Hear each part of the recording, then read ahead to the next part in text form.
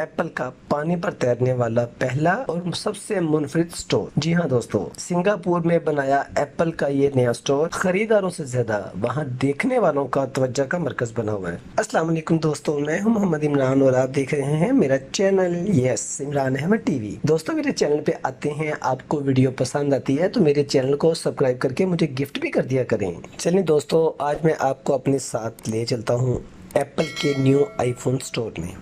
इसकी खूबसूरत और मुनफरिद बनावट से पता चलता है कि एप्पल अपने स्टोर्स की तामीर पर किस तरह की तवज्जो देता है।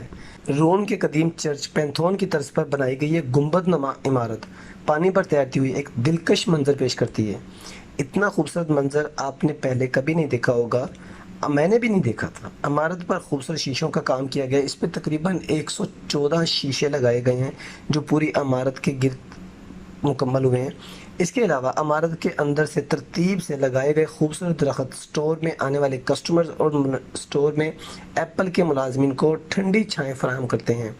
अमेरिका से बाहर सिंगापुर में बनाया जाने वाला ये एप्पल का मुनफरिद स्टोर है जो लोगों की दिलचस्पी का मौजब बना हुआ है। एप्पल का कहना है कि कारोबारी अफराद और डेवलपर्स की मीटिंग के लिए गुंबद के नीचे हमने एक स्टोर बनाया है जो बोर्ड रूम कहलाता है।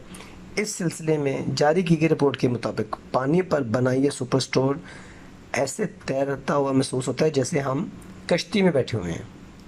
कंपनी के बकौल ये अपनी नवीयत का पहला स्ट्रक्चर है जो 23 ज़ुबानों पर अबूर रखने वाले 148 अफराद पर मुश्तमिल टीम स्टोर में आने वाले कस्टमर्स को खुश आमदीद कहने के लिए मौजूद है। दोस्तों, इस स्टोर में जब हम खड़े होते हैं तो ऐसे फील होते हैं जैसे हम एक कश्ती में, एक जहाज़ में बैठे हुए हैं और साइडों पे पानी ही पानी है।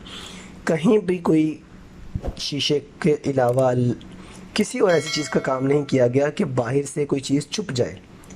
चलें, आप भी मेरे साथ चलें, मैं आपको दिखाता हूँ